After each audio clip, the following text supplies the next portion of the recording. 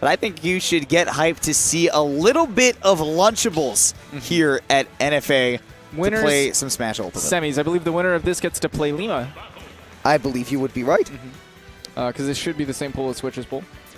Yes. You were mentioning that earlier.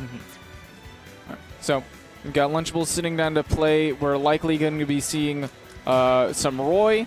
He does also have the Chrom, of course, as one does when you play Roy. As any Roy player should have a Chrom, because why not? Yeah, they go hand in hand. Lunchables pulling the Papa Murphy tag back up. There we go. Works at Papa Murphy's, if you're unfamiliar. Of course. That is his thing. So he's been mostly playing Roy in this game, if I'm not mistaken, but he also has been messing around with the Chrom, with Lucina, with Young Link. He's got a couple of options, maybe, but he just hasn't had a lot of time to iron out when he would use which character. Yeah. I have a feeling that he would have the most success with Lucina. I just feel like long-term, that's not what he would be into because... Such a boring... Like we've said, straightforward it's character. Cut and dry, very straightforward, not a whole lot of, creativity with that character. You know what you're doing. So going for the Chrom up against Tenni, who is a very, very potent Pokemon trainer player. Boy, this is a stacked pool. Oh, yeah. You got Switch, Lunchables, Tenni, and Lima? Yeah. These are all people that could be, in the main bracket. Absolutely, but only two of them. Yeah. Only two of them make it. Only two of them make it, and both of these guys are going to be fighting for that spot. It might be 3 get out. I could be wrong. Either way, man. That's death. Yeah, got a sweet spot. Lunchables nodded his head as that. He's like, all right, I realize there's the cheese. Ooh, and not too happy with the crowd being behind Tenni, but man, when you travel out, it'll happen.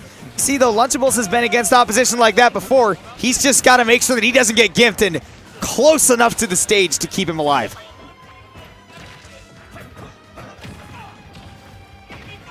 All right, Tenni with some really good pressure keeps him up on the ledge.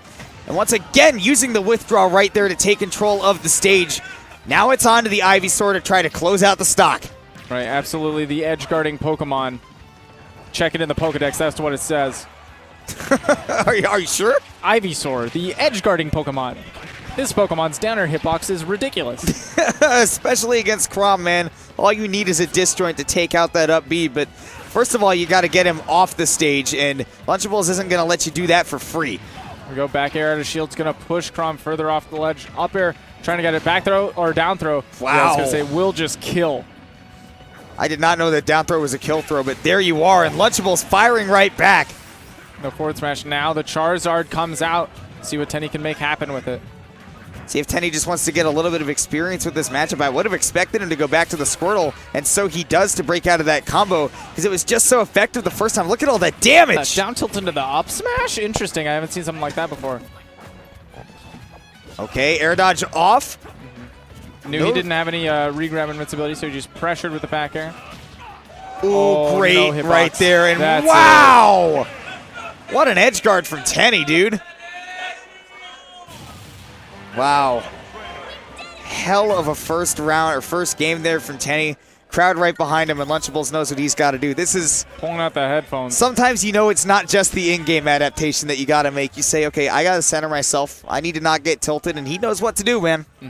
I wouldn't be surprised to see the swap to Roy just to be slightly less edge-guardable. Yes, indeed.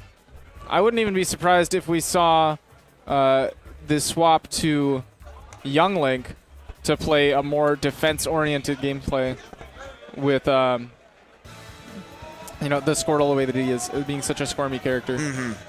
I'd love to see that to keep him out. And, of course, just because Lunchables has had that experience before, I think he really knows how to take advantage of that close-range combo game that Young Link can actually capitalize on, along with keeping his opponent out, but not going to go to it. Definitely the Roy against a character with such potent edge guards as Pokemon Trainer. Really, all 3 characters have a lot that they can do against Chrom. So, switching up to the Roy, obviously going to be a much more in-your-face game and maybe even some more early % kills from Lunchables as he gets himself reacquainted with the character and says, right, I'm ready to go, let's do this. Here we go. Really, really slow-paced start. Don't want to get too aggressive and overextend here. Lunchables spacing out with that forward air, has very little end lag. But once Squirtle gets that grab, he puts on a lot of damage. 43 real quick. Definitely a quick 43, man. Lunchables, though, he's got to get out of this disadvantage because Squirtle has such an oppressive advantage state.